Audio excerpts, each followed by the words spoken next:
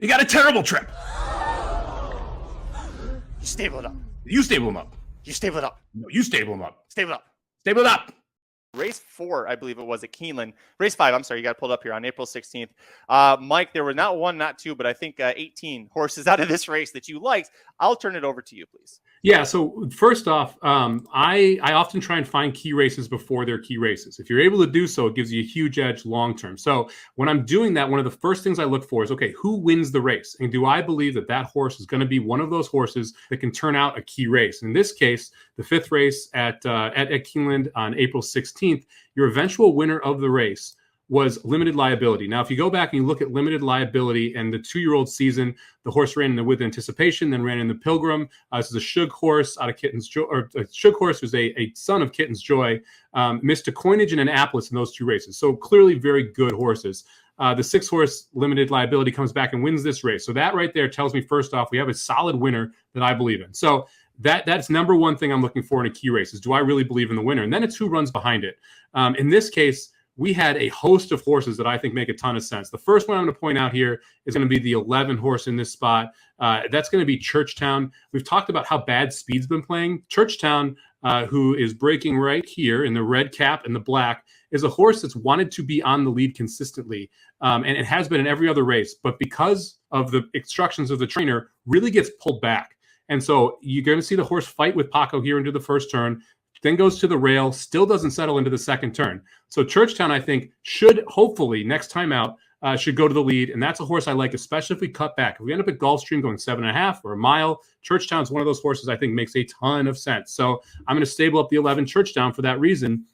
You're also going to see, of all the speed, when we go into the lane here, Churchtown is going to run absolutely the best. The second horse out of this race that I want to take a nice quick look at here is Credit Event. This horse won over the synthetic at Gulfstream Park to break its maiden for Chad Brown.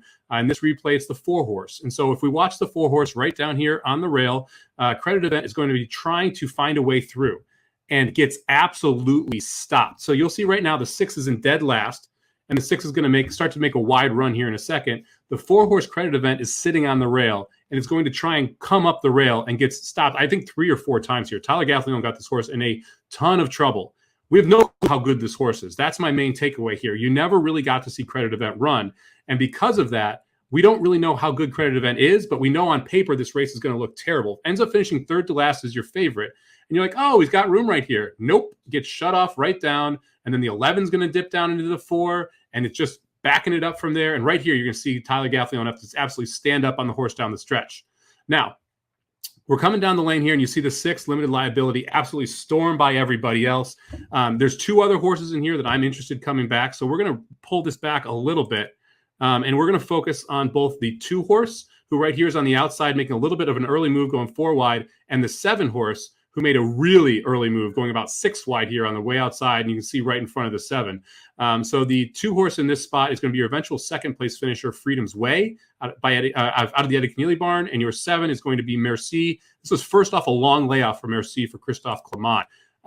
Merci, I think, is the one I want more out of this. I think that move was way too early and just kind of flattened out. Second time off the layoff, I think you're going to see a much better race. Also got shut off there a little bit in between the 6 and the 2, and then continued to rally afterward. So second off the layoff, I think you're going to see this horse probably in New York next, either at Belmont or at Belmont or at Saratoga. And when you do, I think you're going to see a pretty big effort from the 7. Again, we'll run it back here toward when they come to the top of the lane. Note that the 2 horse was 5 wide on both turns and ends up having to try and make up some ground, or 5 wide on the second turn, ends up trying to make up some ground here late.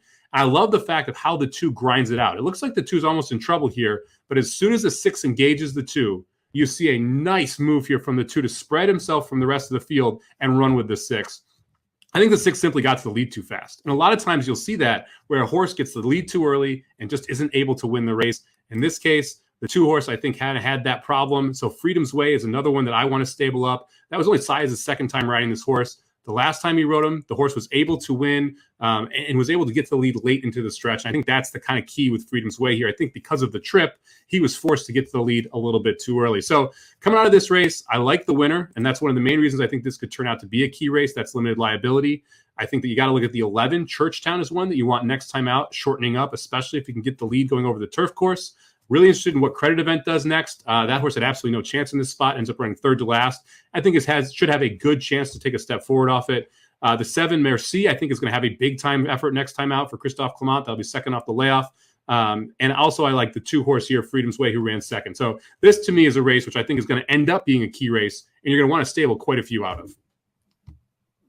Can we just do this? I'm not muted. I just can't. I'm speechless. There's a difference. You're used to see me do that, but there's no sound because I'm muted. No, I'm just speechless. This was fantastic. I'm like watching everything and I'm trying to take notes. And yeah, no, this is fantastic. I hope you guys, everybody's watching and listening, that you're really taking in the information that Mike's giving you. And what's nice about doing this on YouTube, if you can watch the video, is Mike's explaining things as it's happening here.